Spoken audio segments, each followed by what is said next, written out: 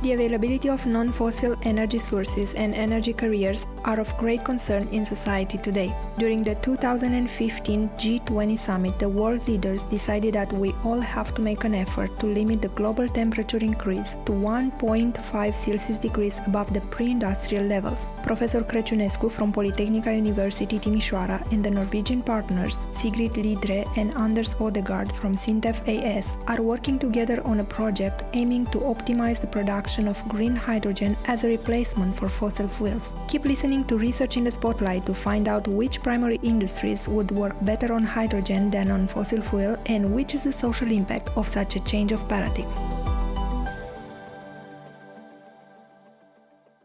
Imagine you are in an elevator and you have just 1 minute to convince a potential investor that your research worth his investment. What would you say? I would first start to say that in view of the current energy crisis, any solution to generate more energy is one that is going to reward those who invest in it. And hydrogen energy is one of the paths to follow, especially since it can supply energy in remote areas where electricity is not available or where there is no time to wait for electrical charging due to longer transportation distances. Hydrogen energy won't definitely solve the problem, but it can be part of the global solution. Our project aims to make the generation of hydrogen more affordable by reducing the costs associated to the fabrication of bipolar plate, which is the main component of the electrolyzers. Throughout our work, we will contribute to the generation of more affordable ways to generate hydrogen, and acting in the field that is of current interest in the world will lead to new jobs in the production and distribution of hydrogen. Therefore, we encourage you to invest now in the field where money is going to be available, because the society will eventually push the limits toward the use of safe and renewable energy. And hydrogen energy is practically one of this energy that has the potential to become an important player on the energy market. In your opinion, how important is the energy based on hydrogen topic for Romania versus Europe? Romania has been blessed with a variety of energy resources like coal, oil, gas, water, wind, solar, even nuclear or geothermal energy. Some of these energies are not renewable and others are not environmentally friendly. Why should we try hydrogen? First of all, because it can generate energy out of water and by simply using other sources of renewable energy. Because currently used electric grids do not have the capacity to handle alone the demand for energy, because it can provide stability when the renewable energy is fluctuant, or because other type of energy storage still have challenging issues. Romania is at the very beginning of the road toward the use of hydrogen energy. Not much has been done so far in this direction outside the research effort in universities and research institutions. With support from the European Union through the newly approved European programs, Romania seems to have become interested in addressing this issue, at least at declarative level. It's a step in the right direction. On the other hand, Europe is more advanced with this respect. Numerous EU research projects have been launched. Hydrogen-powered vehicles are in use also for public transportation. Charging stations are designed for public use in France, Germany, Netherlands, Belgium, Italy. I had the pleasure of traveling with such hydrogen-powered buses when I was in Karlsruhe Institute of Technology, and they worked very well in the interest of the community. If we try to, for example, to discuss what is happening elsewhere in the world, Japan, for example, has an outstanding experience in hydrogen-powered cars. Toyota Mirai is the world's first mass-produced dedicated fuel cell vehicle. Honda Clarity is another example of such hydrogen-powered car. South Korea is also a player on the automotive market with the Hyundai Nexo. Mercedes-Benz, on the other hand, in Europe, had some tries with the experimental GLC F-cell model. They ended up stopping the development because they consider that still the costs associated with developing such a model are high. You currently are implementing a collaborative research project founded under EEA grants. How did the idea of this project come about? Norway is leading the field of hydrogen generation and use. Since the beginning of the last century, they had power plants capable of generating hydrogen. It is just normal for Norway to fund projects to support subject of interest for a joint collaboration in which there is a huge potential for sharing and transfer knowledge. From Norway to Romania, we are also trying to bring our contribution to this effort. SINTEF, who is our partner, is the most important player in Norway research. We ended up meeting halfway. We searched for partners and we found Anders Odegaard and Sigrid Ledre, who were both working on hydrogen energy related issues, and we assembled together a research team with complementary skills that was found appropriate for addressing the challenges we described in our application in an innovative way. Why it looks simple and it's easy to say, there was still an intense and conjugated effort to identify the specific aspects of the project that would have made it actual, interesting, and worth to be funded. There are a few elements in generating and using hydrogen as an energy vector. One of them is the bipolar plate. It is a component of the electrolyzer, and it's currently made out of expensive materials like titanium and platinum, and this is one of the reasons why the large-scale expansion is hindered.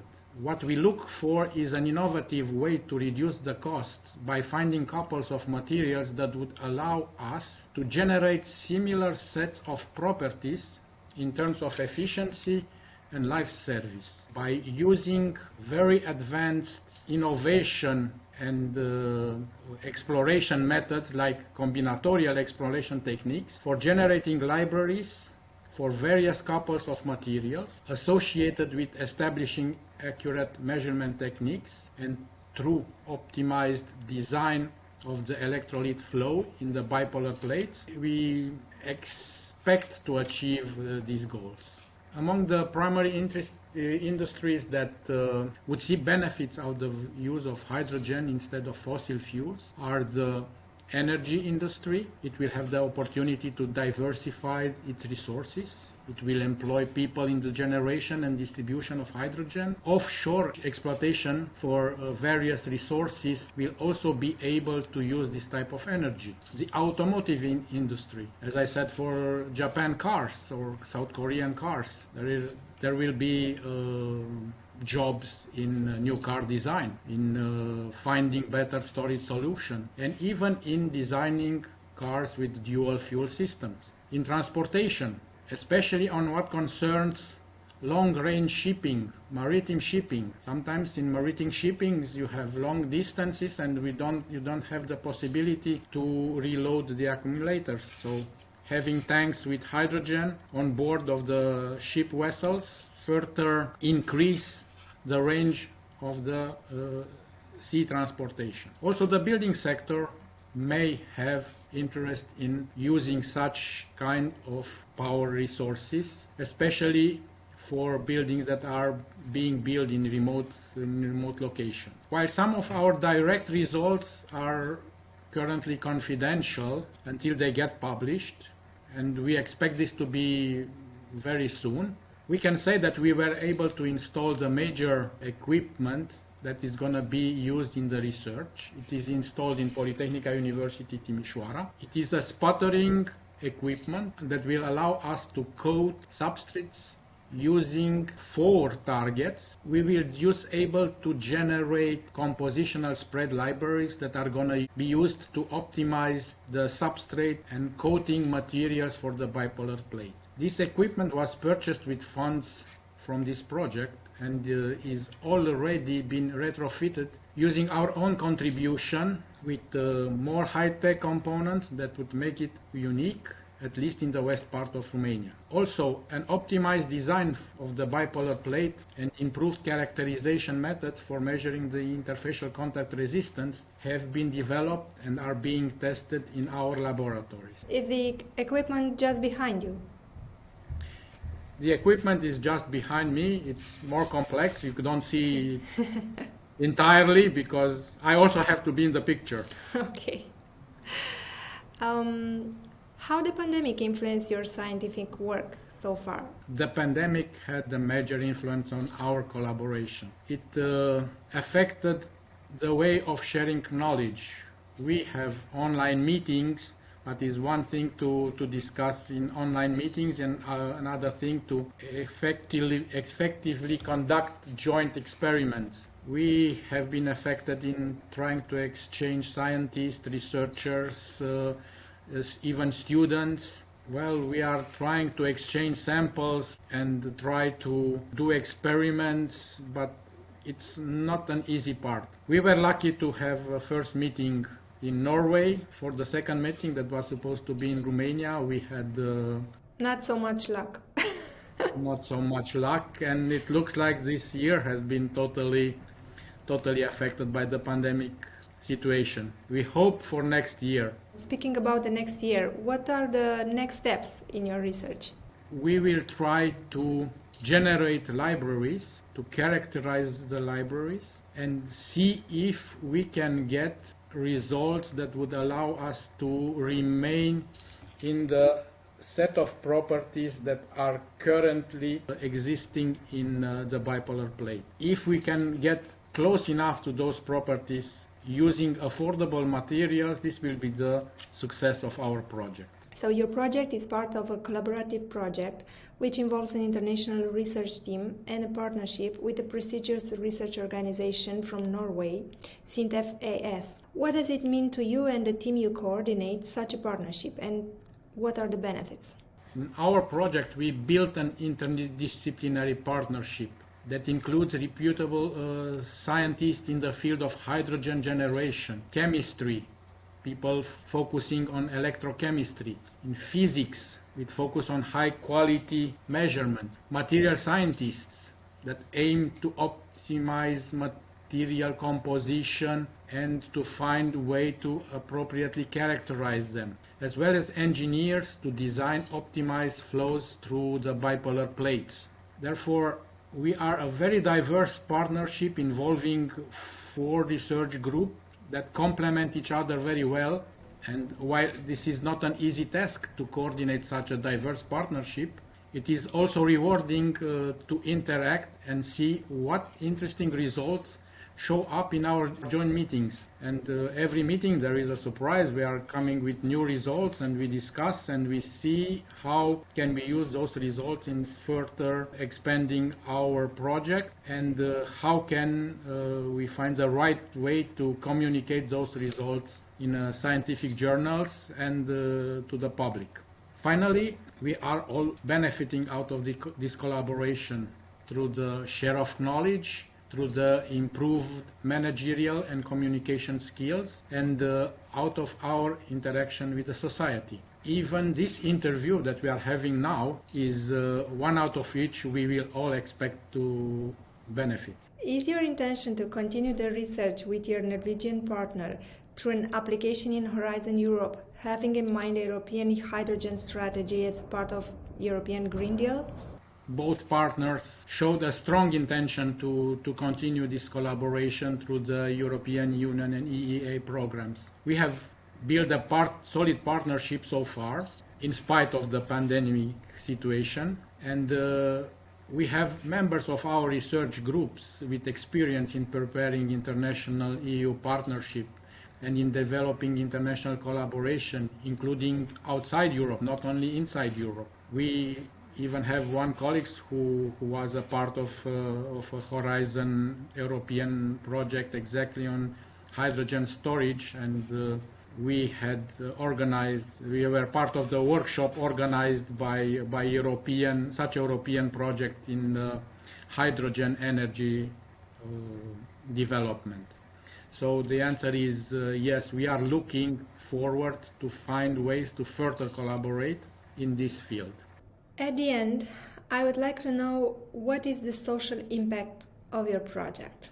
Our project promotional activities are oriented toward the increase of the public awareness concerning hydrogen energy as a potential co-solution to address environmental challenges related to the use of fossil fuels. The more people become aware, the closer we are to finding a solution. Throughout our project, we aim to reduce the costs and to extend the life service of the major components of the electrolyzers for generating hydrogen. The sooner we can achieve that, the better it's going to be for the society, and the benefits will extend for the local communities through the generation of new workplaces related to the use of hydrogen energy. After listening to this interview, what information do you think a citizen should remember about your project? A citizen should remember that hydrogen energy is there and that it will stay with us for our benefit for a long period of time. It should be remembered that Romanian scientists are trying to be in the forefront of the hydrogen energy race through this partnership jointly funded by Norway and Romania. And we have the collaboration between Polytechnica University of Timișoara and SINTEF, a leading institute for a leading country in the hydrogen innovation. We are moving a step further toward the expansion of this field in Romania. I would like to ask you to please follow the set of webinars that would further introduce you to what hydrogen energy is today and what we hope that it will become tomorrow. And we are really speaking about tomorrow, not about something that is far away in the future.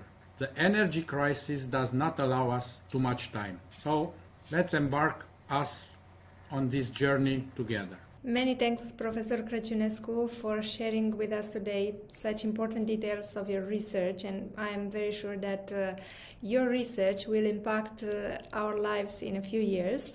So thanks in advance. Thank you very much for allowing us to share our work in such an interesting and important project. Thank you for watching Research in the Spotlight, a podcast for scientists and passionate science people made under the EEA Grants Research Program by the Executive Agency for Higher Education, Research, Development and Innovation Funding as program operator. Until the next time, like and share this episode if you think science is our key to a better future.